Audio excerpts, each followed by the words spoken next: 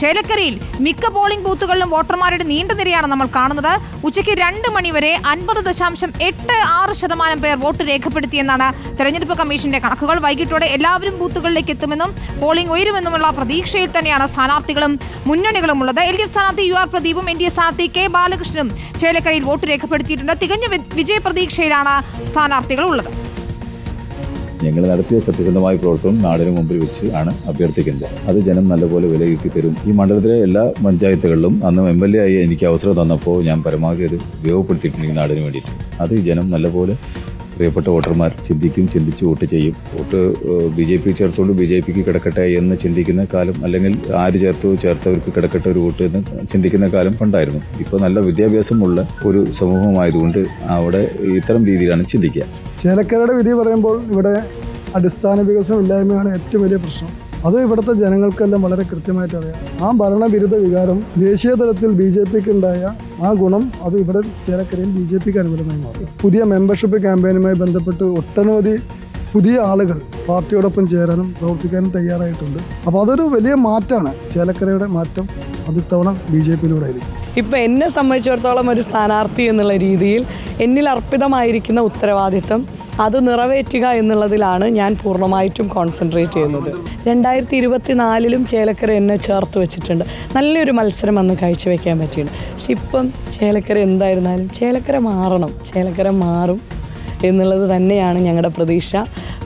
എന്നെ കൈവിടില്ല. ശരി, ചേലക്കരയിൽ നിന്ന് അല്ലമി തൊട്ടുമുക്ക്, AK അഭിലാഷ്, അഷ്കർ അലി, ജെയ്സൺ ശ്യാമവളപ്പിൽ, സായ്കുമാർ എന്നിവരാണ് വിശദാംശങ്ങളുമായി ചേരുന്നത്. ആദ്യം നമ്മൾ അല്ലമീനിലേക്ക് പോവുകയാണ്. അല്ലമീൻ ഇപ്പോൾ ഉള്ളത് ANMM UP സ്കൂൾ, തളിയിലെ ANMM UP സ്കൂളിലാണ് ഉള്ളത്. അല്ലമീൻ, മികച്ച പോളിംഗ് ആണ് ചേലക്കരയിൽ രേഖപ്പെടുത്തിക്കൊണ്ടിരിക്കുന്നത് എന്നാണ് മനസ്സിലാക്കാൻ കഴിയുന്നത്. ഇപ്പോഴും വോട്ടർമാരുടെ നീണ്ട നിരയുണ്ടോ അവിടെ? എന്താണ് ഏറ്റവും പുതിയ അപ്ഡേറ്റുകൾ?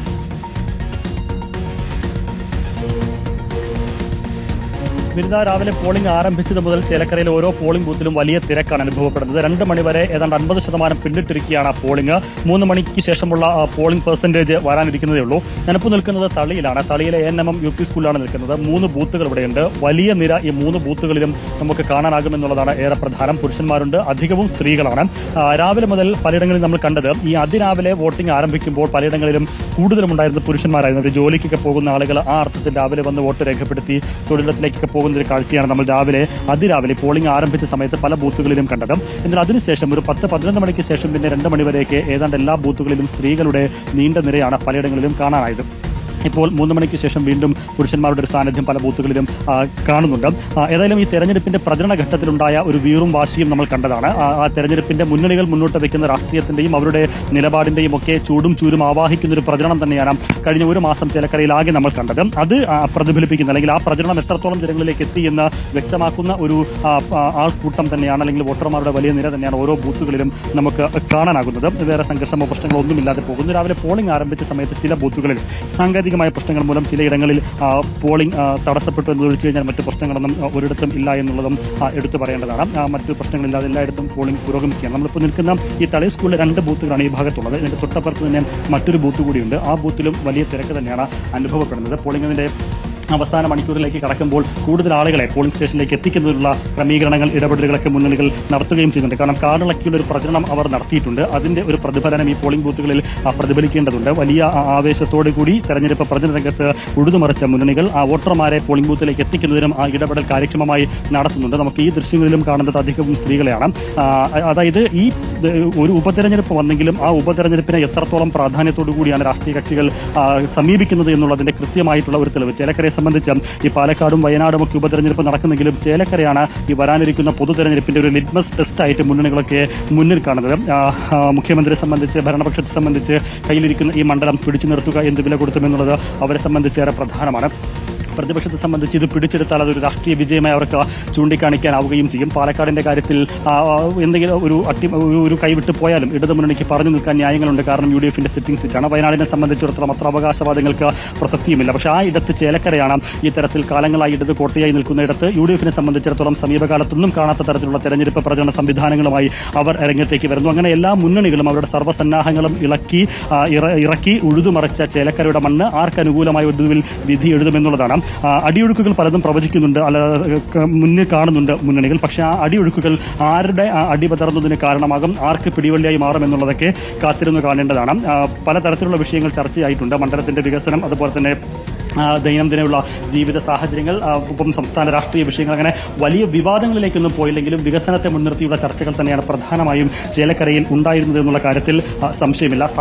സാധാരണക്കാരായ ആളുകൾ വസിക്കുന്ന ഒരിടം, തനി നാട്ടും പ്രദേശം, അവിടെ ജനങ്ങളെ സംബന്ധിച്ചിടത്തോളം അവരുടെ ജീവൽ പ്രശ്നങ്ങൾക്ക് തന്നെയാണ് പ്രഥമ പരിഗണന ഉള്ളത് എന്നുള്ളത്. ആ വിഷയങ്ങളെ മുൻനിർത്തി തന്നെയാണ് എല്ലാ മുന്നണികളിലും പ്രചരണവുമായി മുന്നോട്ട് പോയതും. ഏതായാലും അതിനുശേഷം പോളിംഗ് ബൂത്തിലേക്ക് എത്തുമ്പോൾ വലിയ പ്രതികരണം ഇന്നിപ്പോൾ പോളിംഗ് നടക്കുന്ന ദിവസം എല്ലാ ബൂത്തുകളിലും കാണാനാകുന്നുണ്ട്. വിനിത, ശരി. കൊണ്ടാഴി ദേവി വിലാസം സ്കൂളിൽ നിന്ന് AK അഭിലാഷ് കൂടി ചേരുന്നുണ്ട്. അഭിലാഷ്, കൊണ്ടാഴിയിലൊക്കെ രാവിലെ മുതൽ വോട്ടർമാരുണ്ടായിരുന്നു. നിരവധി കന്നി വോട്ടർമാരെയൊക്കെ കാണുകയും അഭിലാഷ് സംസാരിക്കുകയും ചെയ്തിരുന്നു. ഇപ്പോൾ ഉച്ചഭക്ഷണത്തിന് ശേഷം വീണ്ടും തിരക്ക് രൂപപ്പെട്ടിട്ടുണ്ടോ? തീർച്ചയായിട്ടും ഇതിൽ ഏറ്റവും പ്രധാനപ്പെട്ട കാര്യം എന്നുള്ളത് ഈ ചേലക്കര പിടിച്ചെടുക്കൽ, അതായത് ഇടതുകോട്ടയായ ചേലക്കര പിടിച്ചെടുക്കണമെങ്കിൽ കൊണ്ടാഴി പഞ്ചായത്തിലെ വോട്ട് ഏറ്റവും നിർണായകമാണ്. UDF അതിന് തരത്തിലുള്ള നീക്കം തന്നെയാണ് അവർ നടത്തുകയും ചെയ്തിരുന്നത്. കാരണം ഈ പഞ്ചായത്ത് ഇപ്പോൾ UDF ആണ് ഭരിക്കുന്നത്. 8 സീറ്റുകൾ, അതായത് 15 സീറ്റിൽ 8 സീറ്റുകളും UDFിന്റെ കയ്യിലും, അതോടൊപ്പം തന്നെ 5 സീറ്റുകൾ LDFിന്റെ കൈവശവും BJPയുടെ കൈവശവുമാണ് ബാക്കിയുള്ള സീറ്റുകൾ. അതുകൊണ്ട് തന്നെ ഇവിടെ ഒരു മികച്ച മുന്നേറ്റം ഉണ്ടാക്കാൻ കഴിഞ്ഞാൽ മാത്രമേ ഈ ചേലക്കര പിടിച്ചെടുക്കാൻ കഴിയൂ എന്നുള്ള ഉറച്ച ബോധ്യം അവർക്കുണ്ട്. അതുകൊണ്ട് തന്നെ അടിത്തട്ടിൽ കാടിളക്കിയുള്ള കച്ചമുറക്കി ഇറങ്ങിക്കൊണ്ടുള്ള ഒരു പ്രചാരണ പ്രവർത്തനങ്ങൾക്ക് തന്നെയാണ് ആദ്യഘട്ടം മുതൽ ഇവിടെ UDF നടത്തിയത്. അതിന്റെ പ്രതിഫലനം നമുക്ക് ഇവിടെ കാണാൻ കഴിയുന്നുണ്ട്. നീണ്ട നിര തന്നെയാണ് ഇവിടെ കാണുന്നത്. ഞാനിപ്പോൾ നിൽക്കുന്ന ദേവിവിലാസ സ്കൂളിലെ 107, 108 2 ബൂത്തുകളാണ് ഇവിടെ സ്ഥിതി ചെയ്യുന്നത്. ഇതിൽ ഏതാണ്ട് 108ലെ പോളിംഗ് ശതമാനം ഏതാണ്ട് 65% പോളിംഗ് ശതമാനം കടന്നിരിക്കുന്നു. അതേസമയത്ത് 107ലാണെങ്കിൽ ഇപ്പോൾ 53% പോളിംഗ് ആണ് വന്നിരിക്കുന്നത്. ഇപ്പോൾ നമുക്ക് കാണാം നീണ്ട നിര, അതായത് ഉച്ചഭക്ഷണത്തിന് ശേഷം ഉച്ചഭക്ഷണത്തിന്റെ ആലസ്യങ്ങളൊക്കെ കഴിഞ്ഞതിന് ശേഷം കൂടുതൽ ആളുകൾ ഇവിടേക്ക് വോട്ട് രേഖപ്പെടുത്താനിരിക്കുന്നു. പ്രധാനമായും കൂടുതലായുള്ളത് സ്ത്രീകൾ തന്നെയാണ്. മറ്റ് മേഖലകളിലൊക്കെ കണ്ടതുപോലെ തന്നെ സ്ത്രീകളുടെ വലിയ പ്രാതിനിധ്യം ഇവിടെ നമുക്ക് കാണാൻ കഴിയുന്നുണ്ട്. പ്രധാനമായും വോട്ടിങ്ങിൽ അവരുടെ ഏതാണ്ട് 10,000-ലേറെ സ്ത്രീ വോട്ടർമാർ മണ്ഡലത്തിൽ കൂടുതലുണ്ട്. അതിൻ്റെയൊക്കെ ഇത് കാണാൻ ഇവിടെ കഴിയുന്നുണ്ട്. ഏതായാലും സ്ത്രീ വോട്ടർമാർ കൂടുതൽ വരുന്നു. അതോടൊപ്പം തന്നെ സമ്മതിദാനാവകാശം വിനിയോഗിക്കാനുള്ള ശ്രമം അവരുടെ ഭാഗത്തുണ്ടാകുന്നു. നേരത്തെ അലമിൻ സൂചിപ്പിച്ചതുപോലെ തന്നെ അടിത്തട്ടിളക്കിയുള്ള ഒരു പ്രചാരണ പരിപാടിക്ക് തന്നെയാണ് മുന്നണികൾ നേതൃത്വം നൽകിയത്. പ്രധാനമായും ഇത് UDFിന്റെ ഭാഗത്ത് നടന്നപ്പോൾ ഇവിടെ മുഖ്യമന്ത്രിയെ തന്നെ ഇവിടെ എത്തിച്ചുകൊണ്ട് ഒരു പ്രചാരണ പ്രവർത്തനങ്ങളിലേക്ക് LDFിന് പോകേണ്ടി വന്നു. കാരണം അപകടം നടക്കുന്ന ഒരു സാഹചര്യത്തിൽ, അതോടൊപ്പം തന്നെ ഭരണവിരുദ്ധ വികാരമടക്കമുള്ള വിഷയങ്ങൾ ഉയർന്നു വരുന്ന ഒരു സാഹചര്യത്തിൽ മുഖ്യമന്ത്രിയെ തന്നെ അണിനിരത്തിക്കൊണ്ടാണ് ഇവിടെ LDFിന്റെ ഭാഗത്ത് നിന്ന് വലിയ തരത്തിലുള്ള പ്രചാരണ പരിപാടികൾ നടന്നത്. അതോടൊപ്പം തന്നെ BJPയുടെ ഭാഗത്തു നിന്നും അതേ രീതിയിൽ തന്നെ പ്രചാരണ പരിപാടികൾ നടന്നു. ഏതായാലും കൂടുതൽ ആളുകളെ ഈ പോളിംഗ് ബൂത്തിലേക്ക് എത്താൻ ഈ പ്രചാരണങ്ങൾ കൊണ്ട് കഴിഞ്ഞു എന്നുള്ളതും ഒരു വസ്തുത തന്നെയാണ്. വിനിത, അത് തന്നെയാണ് ഏറ്റവും പ്രധാനം. ചേലക്കര ആർക്കൊപ്പം ചിന്തിക്കും എന്നത് തന്നെയാണ്. കുത്താമ്പുള്ളി സർക്കാർ UP സ്കൂളിൽ നിന്നും ജെയ്സൺ ചാമോളപ്പിൽ കൂടി ചേരുന്നു. ജെയ്സൺ ചാമോളപ്പിൽ, നെയ്ത്ത് ഗ്രാമത്തിൽ എങ്ങനെയുണ്ട് പോളിംഗ് ട്രെൻഡ്, എങ്ങോട്ടാണ്? വിനീത, നെയ്ത്ത് ഗ്രാമത്തിലെ ഒരു പ്രധാനപ്പെട്ട പോളിംഗ് സ്റ്റേഷനാണ് ഞാനിപ്പോൾ നിൽക്കുന്നത്. സർക്കാർ UP സ്കൂളിലാണ്. രാവിലെ മുതൽ ഈ കാണുന്ന ദൃശ്യം തുടർച്ചയായി നമുക്ക് കാണിക്കേണ്ടി വരുന്നുണ്ട്. കാരണം നീണ്ട നിര തന്നെയാണ്, പ്രത്യേകിച്ച് വനിതാ വോട്ടർമാരുടെ. ഇപ്പോഴത്തെ ചേലക്കര മണ്ഡലത്തിലെ പൊതുവായ ഒരു സ്ഥിതി പരിശോധിച്ചാൽ ഏകദേശം 52% പോളിംഗ് ആണ് 3 മണി വരെ രേഖപ്പെടുത്തിയിരിക്കുന്നത്. അത് ഔദ്യോഗികമായ അറിയിപ്പ് മാത്രമാണ്. പക്ഷേ അതിലേറെ കടന്നു പോയിട്ടുണ്ട് പോളിംഗ് ശതമാനം. ഇനി വൈകും തോറും കൂടുതൽ പേർ പോളിംഗ് സ്റ്റേഷനിലെത്തുകയും വോട്ട് രേഖപ്പെടുത്താൻ എത്തുന്ന സ്ഥിതി ഉണ്ടാവും. നല്ല ചൂടായിരുന്നു ഉച്ചയ്ക്ക്. അതുകൊണ്ട് തന്നെ ഉച്ചയ്ക്ക് ചെറിയ വിശ്രമം എടുത്ത ശേഷം വീണ്ടും പോളിംഗ് സ്റ്റേഷനുകൾ സജീവമായി കഴിഞ്ഞു. നമുക്ക് ദൃശ്യങ്ങളിൽ നിന്ന് കാണാം. സ്ത്രീകളെ മറ്റ് നേരത്തെ പറഞ്ഞ 2 ബൂത്തുകളിലെ പോലെ തന്നെ സ്ത്രീകളുടെ, വനിതകളുടെ നീണ്ട നിര തന്നെയാണ് ഓരോ പോളിംഗ് സ്റ്റേഷനുകളിലും. ഉച്ചയ്ക്ക് ശേഷം വീട്ടിലെ പണിയൊക്കെ കഴിച്ച് വോട്ട് ചെയ്യാനിറങ്ങുന്ന ഒരു സ്ഥിതി പൊതുവെ എല്ലാ ബൂത്തുകളിലുമുണ്ട്. അത്തരത്തിലുള്ള ഒരു പ്രതികരണം തന്നെയാണ് കുത്താമ്പള്ളിയിലെ ഈ ഗവൺമെൻറ് UP സ്കൂളിലെ ബൂത്തിലുമുള്ളത്. ആവേശകരമായ പ്രചരണ പ്രവർത്തനം. പക്ഷേ മറ്റു അനിഷ്ട സംഭവങ്ങളൊന്നും ഈ ഒരു ബൂത്തുകളിലും, ചേലക്കര മണ്ഡലത്തിൽ ഒരു ബൂത്തുകളിലും ഉണ്ടായില്ല എന്നതാണ് ഏറ്റവും ആശ്വാസകരമായ കാര്യം. ഇതുവരെയായി വളരെ ശാന്തമായ രീതിയിൽ തന്നെയാണ് പോളിംഗ് പുരോഗമിക്കുന്നത്. പല ബൂത്തുകളിലും, സ്കൂളിൻ്റെ പല ബൂത്തുകളിലും, വിവിധ ബൂത്തുകളിലായി വളരെ സജീവമായ പോളിംഗ് നടന്നുകൊണ്ടിരിക്കുകയാണ്. വിനിത, ശരി. ജെയ്സൺ ചാമോളപ്പിൽ വിവരങ്ങൾ നൽകുന്നത് കുത്താമ്പുള്ളിയിൽ നിന്നാണ്. ചെറുതുരുത്തി GHSS നിന്നും അഷ്കർ അലി കരിമ്പ കൂടി ചെയ്യുന്നു. അഷ്കർ, ഏറെ നിർണായകമാണ് ചെറുതുരുത്തിയിലെ വോട്ടുകൾ. അവിടുത്തെ പോളിംഗ് ശതമാനം കാണുമ്പോൾ ആർക്കൊപ്പമായിരിക്കും ചെറുതുരുത്തി ചിന്തിക്കുക എന്നതാണ് അഷ്കറിന് തോന്നുന്നത്? വിനിത, ശക്തമായ പോളിംഗ് നടക്കുന്നു എന്നുള്ളതാണ്. വലിയ തോതിൽ നീണ്ട വരികളില്ലെങ്കിൽ പോലും ഉച്ചയ്ക്ക് ചെറിയ ചൂട് ശക്തമായതോടെ ശക്തമായ വെയിലാണ് ഇവിടെ അനുഭവപ്പെടുന്നത്. അതുകൊണ്ട് തന്നെ ചൂട് ശക്തമായതോടെ തന്നെ ആളുകളുടെ നീണ്ട വരി നമുക്ക് കാണാൻ കഴിയുന്നില്ല. പക്ഷേ തുടർച്ചയായിട്ട് വോട്ടർമാർ എത്തിപ്പോകുന്നു. ദ്രുതഗതിയിൽ തന്നെ പോളിംഗ് പുരോഗമിക്കുന്നു എന്നുള്ളതാണ്. ഇപ്പോൾ ദൃശ്യങ്ങൾ കാണുന്ന 31 ബൂത്താണ്. 1402 വോട്ടർമാരാണുള്ളത്. ഇവിടെ 55% പോളിംഗ് ഇതിനോടകം തന്നെ പൂർത്തിയായിരിക്കുന്നു. തൊട്ടടുത്തുള്ള ബൂത്ത് നമ്പർ 32-ൽ 1220 വോട്ടർമാരുണ്ട്. അതിനും ഏകദേശം 60% പോളിംഗ് പൂർത്തിയായിരിക്കുന്നു. ഈ സ്കൂളിൽ തന്നെയുള്ള മൂന്നാമത്തെ ബൂത്തിൽ ഏകദേശം 54% പോളിംഗ് പൂർത്തിയായിട്ടുണ്ട്. ഇത്തരത്തിൽ ശക്തമായ പോളിംഗ് തന്നെ ഈ 3 ബൂത്തുകളിലും നടക്കുന്നു എന്നുള്ളതാണ്. ഈ 3 ബൂത്തുകൾ എന്ന് പറയുന്നത് വെള്ളത്തോൾ നഗർ പഞ്ചായത്തിൽപ്പെടുന്നതാണ്. വെള്ളത്തോൾ നഗർ എന്ന് പറയുന്നത് ഇത്തവണത്തെ തെരഞ്ഞെടുപ്പിൻ്റെ വിധി എഴുതാൻ പോകുന്ന ഒരു പഞ്ചായത്ത് കൂടിയാണ് ഇത്. ഈ പഞ്ചായത്ത് ഇപ്പോൾ നിലവിൽ ഭരിച്ചുകൊണ്ടിരിക്കുന്നത് ഇടതുപക്ഷമാണ്. അതിൽ 16 വാർഡുകളിൽ 15 ഭരിക്കുന്നത് ഇടതുപക്ഷമാണ്. ഒരു വാർഡ് BJPയുടേതുമാണ്. അത്തരത്തിൽ കഴിഞ്ഞ തെരഞ്ഞെടുപ്പുകളിലൊക്കെ തന്നെ വലിയ ഭൂരിപക്ഷം ഈ പഞ്ചായത്തുകൾ ഇടതുപക്ഷത്തിന് നൽകുകയും ചെയ്തിരുന്നു.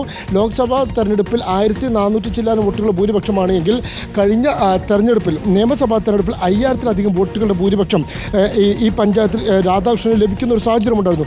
അതുകൊണ്ട് തന്നെ ഇവിടെ ഇടതുപക്ഷത്തിൻ്റെ വോട്ടുകൾ ഏതെങ്കിലും തരത്തിൽ വിള്ളൽ വീഴ്ത്താൻ സാധിക്കുക എന്നുള്ളതാണ് UDF പ്രധാനമായി ലക്ഷ്യമിടുന്നത്. അങ്ങനെ നേരിയ തോതിലെങ്കിലും വിള്ളൽ വീഴ്ത്താൻ സാധിച്ചാൽ മൊത്തത്തിൽ ചേലക്കരയുടെ തന്നെ വിജയത്തിൽ അത് സ്വാധീനിക്കാൻ കഴിയുമെന്നുള്ള ഒരു വിലയിരുത്തലുണ്ട്. അതിൻ്റെ അടിസ്ഥാനത്തിൽ തന്നെ ശക്തമായ സ്ക്വാഡ് വർക്ക് തന്നെ ഇവിടെ UDF നേതൃത്വം നടത്തിയിരുന്നു.